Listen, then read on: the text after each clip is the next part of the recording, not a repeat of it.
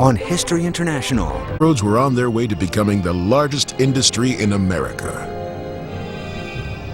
In 1850, more than 40 manufacturers were building locomotives, and an estimated 3,000 steam engines were crisscrossing the countryside on 9,000 miles of track.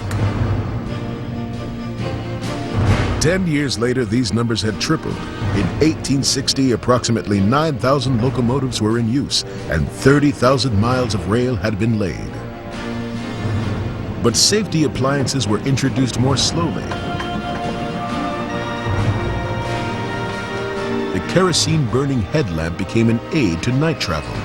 A swiveling set of wheels called a lead truck was placed at the front of the locomotive. The lead truck reduced derailments by keeping the train on the track when it was navigating curves.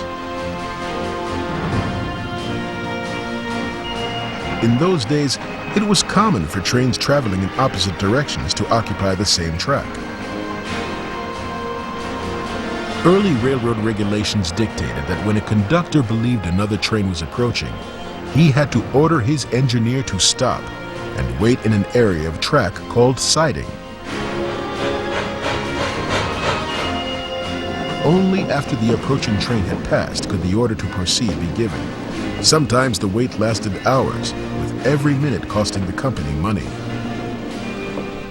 In 1851, the telegraph was used for the first time to send information about the location of an oncoming train. The messages received by telegraph made it possible to decide whether a train could proceed safely without having to wait. This was a major development in rail safety. Unfortunately, it took many years and many lives before the telegraph was universally adopted by the railroads. In the meantime, the railroads used timetables to dispatch and locate trains. There was a difficulty with the system, however. Time was not yet standardized. Timetables were based on local time, which varied from community to community. When the sun was directly overhead, it was noon. In the state of Illinois alone, there were 27 different local times. Wisconsin had 38. It has been estimated that at one point the railroad scheduled trains using as many as 100 different times. The confusion this caused led to many disasters. A crash at Camp Hill, Pennsylvania on July 17, 1856 was due to a conductor not paying strict attention to his timetable. It was an outing of a large extra of children who were on their way from their church in Philadelphia to a picnic. And along the way, their engineer disregarded timetable and ended up coming around a corner to find the scheduled train directly in front of him. And 67 people were killed in that wreck, mostly children, mostly burned. A telegraphed message relaying the positions of the two trains could have prevented the disaster. The conductor of the scheduled train was so distraught that before the day was out, he committed suicide by swallowing arsenic and morphine. Ironically, he was later absolved of any wrongdoing. Instead, a jury placed the blame on the conductor of the train carrying the children. His train was 23 minutes late at the time of the Camp Hill wreck. In fact, throughout the history of railroads, human error has always been the major cause of train disasters. The engineers were made into heroes because they ran the biggest, most important machines in this country. In fact, the engineers were not all that different than young men with their sports cars today who drive them too fast. America's most famous engineer was Casey Jones. Casey, whose real name was John Luther Jones, was an engineer for the Illinois Central Line. On the night of April 30th, 1900, Casey died trying to make up time on a run from Memphis, Tennessee. The wreck occurred when he rounded a curve near Vaughn, Mississippi, and saw a freight train on the track in front of him. Casey told his firemen to jump, then grabbed the whistle and brakes and rode the train into history and song. Jones mounted to the cabin as he took his farewell journey to the promised. The railroad didn't like Casey very much. Casey wrecked one of their locomotives. He was typical of the engineers of that period. The important thing was to get the train over the road, make up time. And if you needed to sort of skirt the rules a little bit, then you do that. But that shows you the attitude of both railroad labor and railroad management in those days. If you could get away with it, management loved you. If you didn't get away with it, you were dead, and they wrote you off. The overwhelming majority of railroad fatalities have been employees, not passengers. Train crews often worked hard, long shifts. Stories of wrecks caused by a sleeping engineer behind the throttle were common. The engineer and firemen were always the first ones to die in a head-on collision. Another hazardous job was stopping the train. This duty belonged to the brakeman because the engineer could not apply the brakes from the locomotive. And when the engineer would signal down brakes, these guys would snap to action to the top of these cars and begin turning wheels that set the actual mechanical brakes. And then, after they had set the first brake, they'd have to move to the next car. And they were on top of these cars no matter what the weather, whether it was cold or hot, whether it was windy or icy or snowy, dark. That's why there weren't very many old brakemen. The brakeman was also responsible for coupling the cars. This required him to stand between two cars as they came together. A great many brakemen were crushed. It has been said that it was rare to find experienced brakemen who still had all of their fingers. Because the passenger cars were made of wood, fire was another cause of injury and death in 19th century train accidents.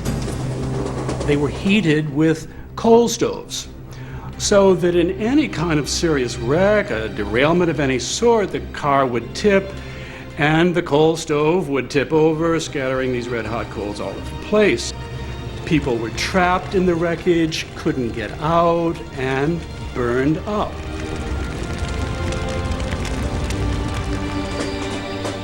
One of the worst train fires occurred on a dreary December 18th in 1867.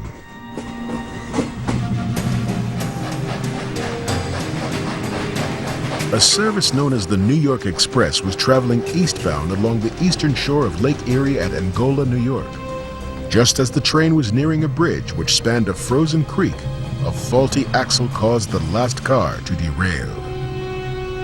With many passengers on board, the car was dragged sideways along the bridge. It eventually uncoupled from the rest of the train and careened 40 feet down the slope toward the creek. When the car struck the bottom of the ravine, the two stoves inside broke apart. Searing hot coals spilled out over the wooden car and its occupants. The icy slope made it impossible for rescuers to reach the victims in time. 42 passengers perished at Angola. In the annals of train disasters, the wreck of the New York Express is remembered as the Angola Horror. In the aftermath of Angola and other catastrophes, a 21-year-old inventor named George Westinghouse increased his efforts to develop a new braking system. The brakes would be operated entirely by the engineer from the cab of the locomotive. A year and a half later, Westinghouse patented his air brake. It was the single most important advancement in railroad safety. In years to come, it would save countless lives.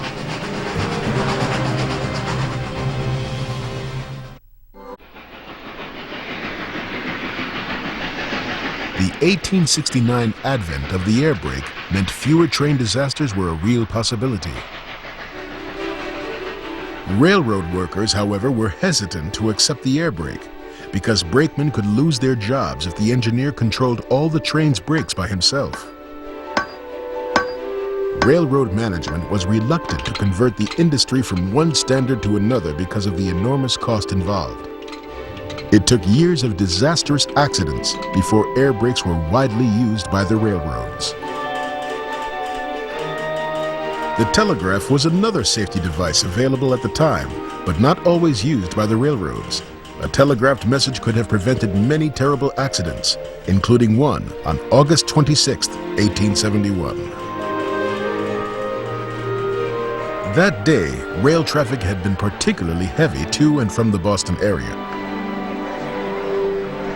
The number of regularly scheduled trains had been increased from 152 to 192 in order to accommodate passengers attending 2 revival meetings and a military gathering. A local train was pulling out of the Revere Depot when suddenly an Eastern Railroad Express slammed into it from the rear. Many passengers were killed instantly, while others were scorched by the boiler's escaping steam.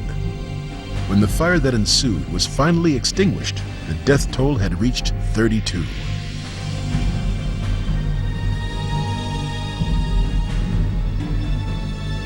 Throughout the Civil War, the telegraph had proven itself effective in preventing accidents. At Revere, a telegraphed message could have warned the engineers that they were sharing the track with other trains. Eastern Railroad's reluctance to adopt the telegraph cost the victims their lives. But ultimately, disasters such as the accident at Revere forced the railroads to improve safety conditions. The 1871 Revere wreck resulted in public indignation meetings. It was put down to deliberate murder by the clergy in the pulpits in Massachusetts. Charles Francis Adams, who was one of the commissioners of the Massachusetts State Railroad Commission, actually went as far as to say that the people who were responsible for running a single-track railroad without using the telegraph for dispatching should be criminally liable for what happens on that railroad. The Revere crash was only one of many train disasters which captured the imagination of the public and the press of the day. From the 1850s on, there were a great number of accidents, horrible accidents. These were reported in the press of the time, the daily newspapers, in the journals such as Harper's or Leslie's and Ballew's. They followed every accident very closely and reported on these in the most sensational kind of journalism. The descriptions of chaos seen at train wrecks were accompanied by illustrations showing bodies flying through the air and lying in agony at the side of the tracks. By 1875, journals began to report the number of wrecks. The Railroad Gazette established that 1,201 accidents had occurred that year. This included 104 head-on collisions. A national census report, however, put the total much higher at 8,216.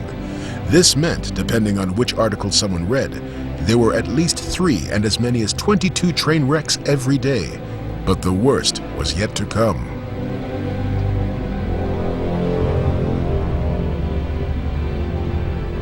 The quality of bridge construction in the 1800s was as inconsistent as any other part of the track. Although some strong stone viaducts of the period continue to carry rail traffic even today, early wooden and iron bridges could be flimsy and became the scenes of numerous rail accidents.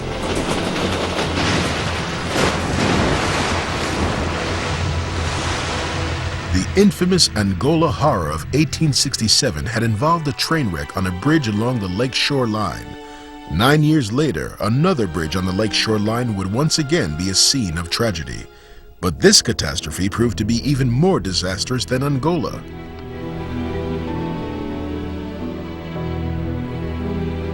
It happened a quarter of a mile east of the depot at Ashtabula, Ohio, not far from Lake Erie.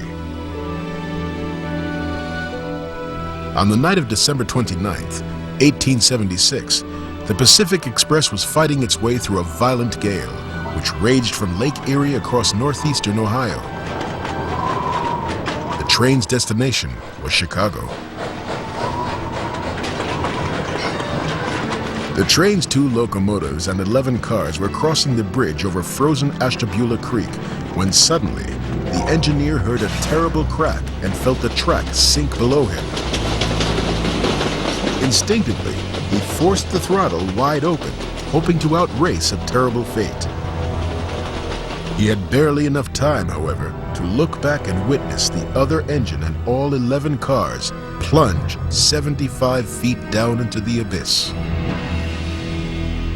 In spite of the roaring storm, Ashtabula's townspeople could hear the horrendous crash and came to the rescue. But in the confusion and rush to pull victims from the mountain of splintered wood and twisted iron, available firefighting equipment was left unmanned. The inevitable blaze that followed claimed those who had not already died on impact. 52 passengers lived through the ordeal. Many were taken to the Hotel Antler where they received medical attention. The official death toll was 83, but all the survivors agreed that as many as 70 more people were missing in the wreckage. An investigation found that faulty bridge construction caused the disaster at Ashtabula. Blame was placed on those who had built it. Charles Collins, an engineer for the Lakeshore Railroad, had questioned the bridge's construction when it was being built, but the man in charge, Amasa Stone, gave orders to have it erected anyway. Collins then did his best to make it safe.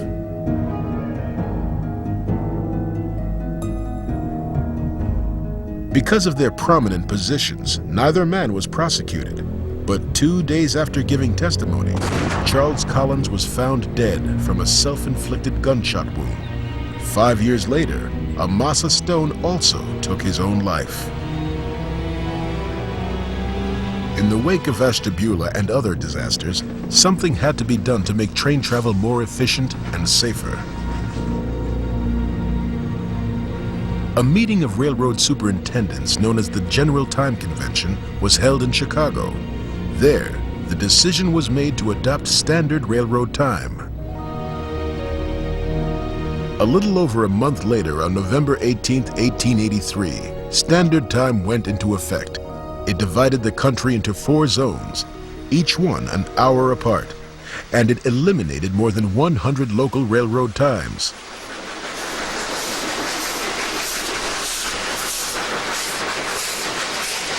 Other safety measures were also being adopted in the 1880s.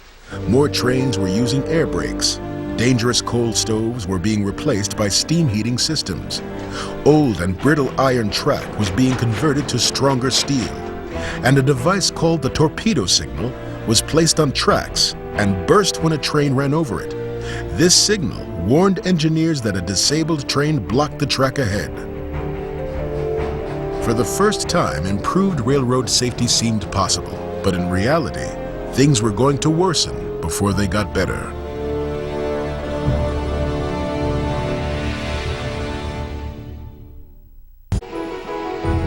On a hot, dry August 10th in 1887, an excursion train from Peoria, Illinois was carrying 600 holiday-bound vacationers to Niagara Falls.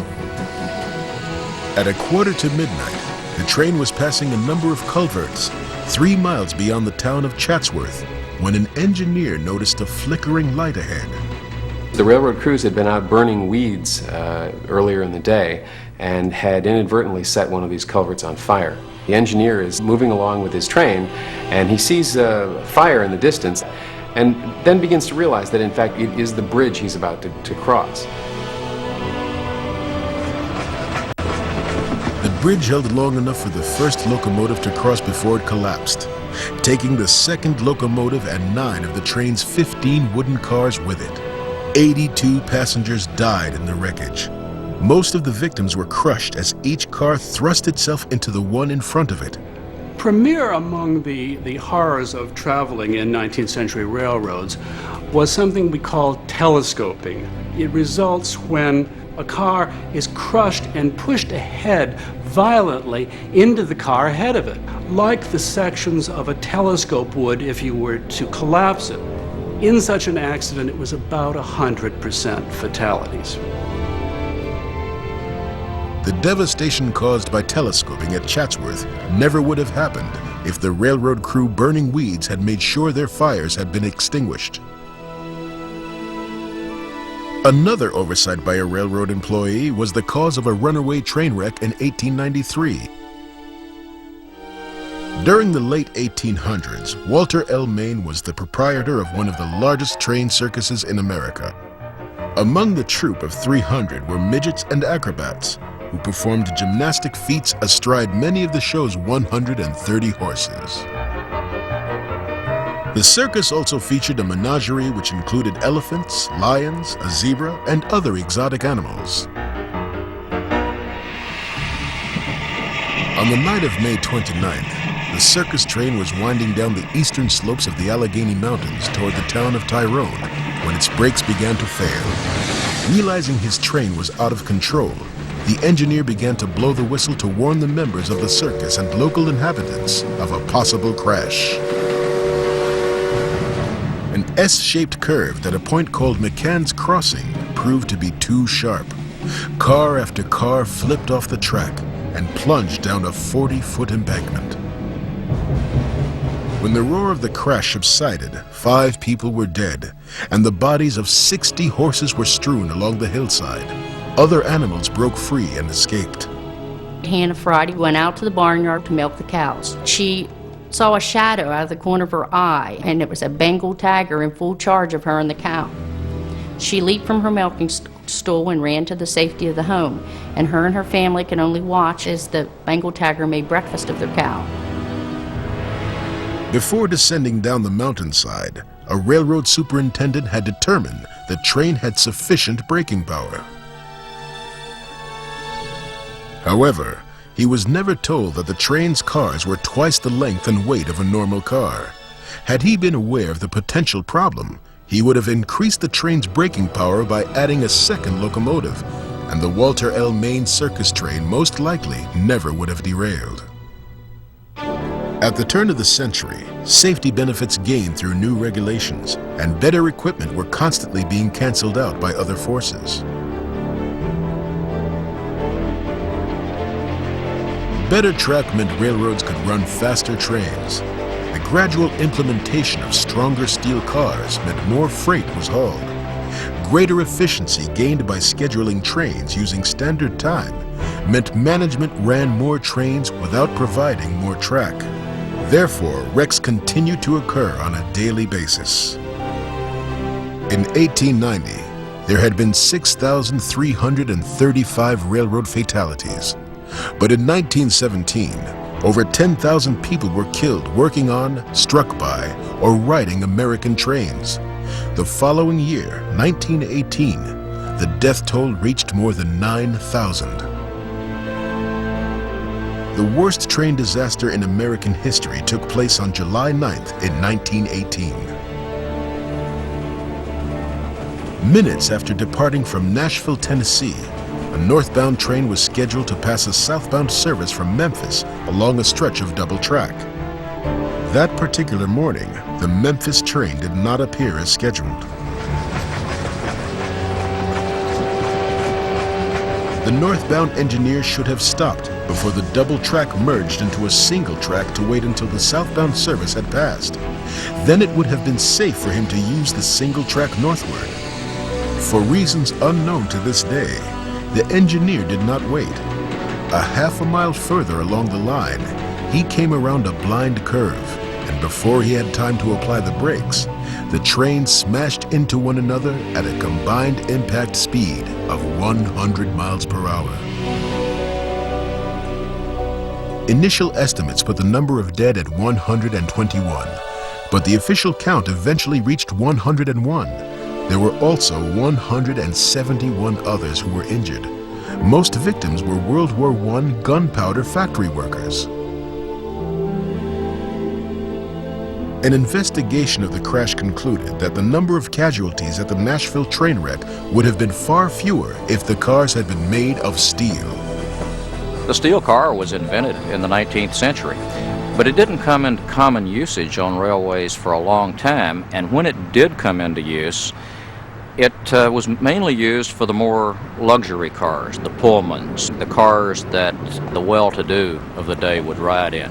In the 1918 wreck, most of the people who died were among the poorer folks who were riding in the wooden coaches. It is believed the responsibility for the disaster belonged to the conductor and engineer of the northbound train out of Nashville. Because they disregarded the rules, the victims paid the price.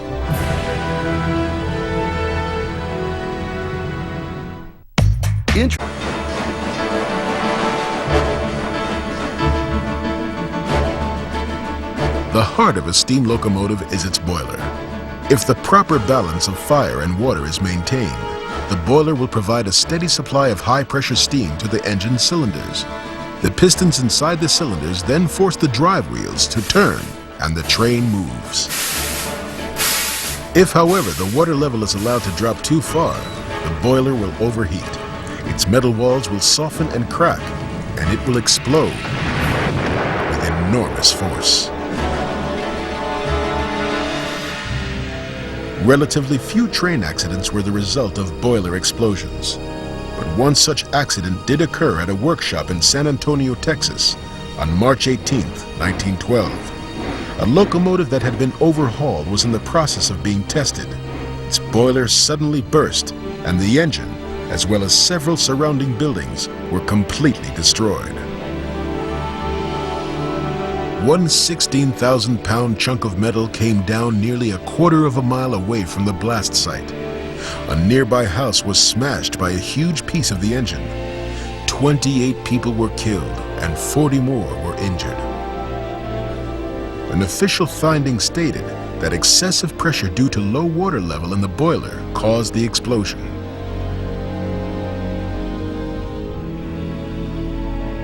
Another boiler explosion happened in 1934 near Powelton, West Virginia.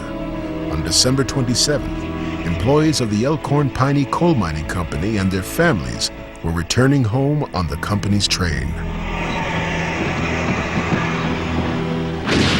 Without warning, the engine's boiler exploded. After being thrown into the air, it came down on top of the first coach of the train.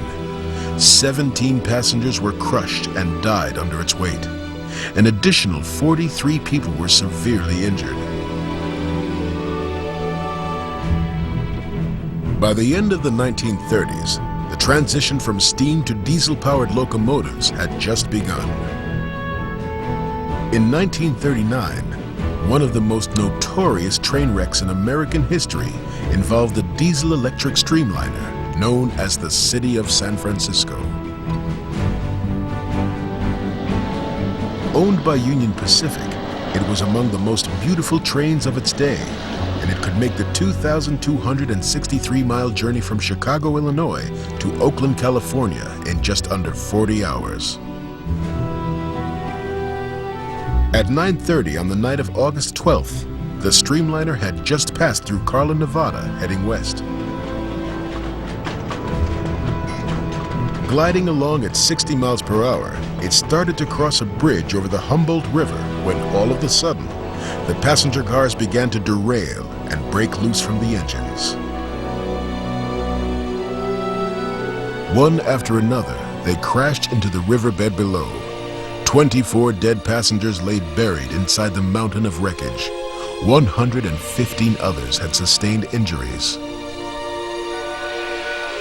By morning, an investigation into the cause of the crash was underway. It quickly became clear that it was sabotage. The cars had jumped the track because a saboteur had removed a number of spikes and then pulled a rail out of alignment.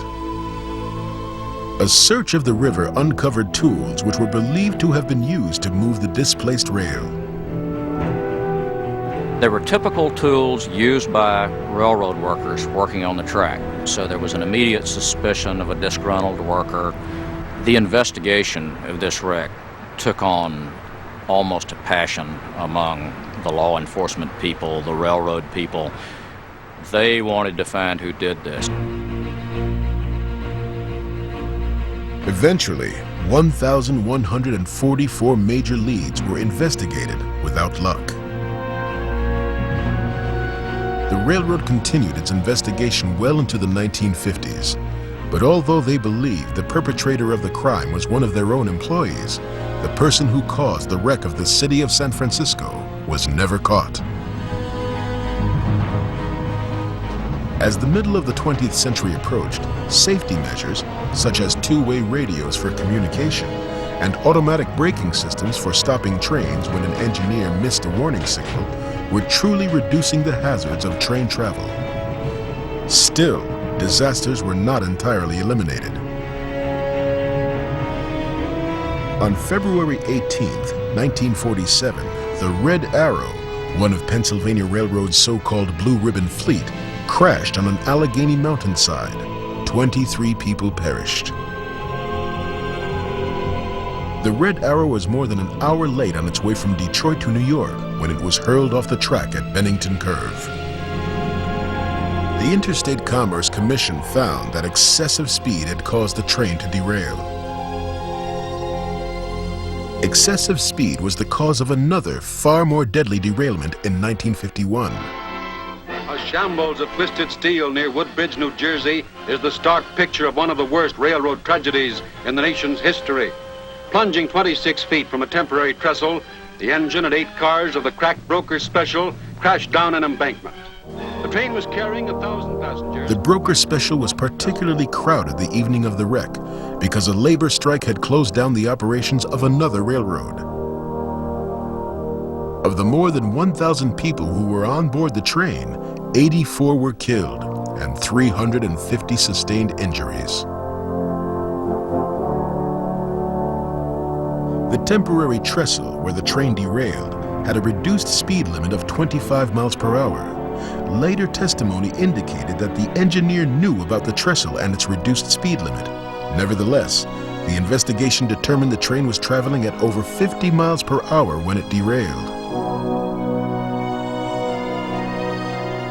There is one crash that has been called the all-time sensational runaway train wreck. It occurred on January 15, 1953. Thousands of visitors were on their way to the nation's capital to attend the presidential inauguration of Dwight D. Eisenhower.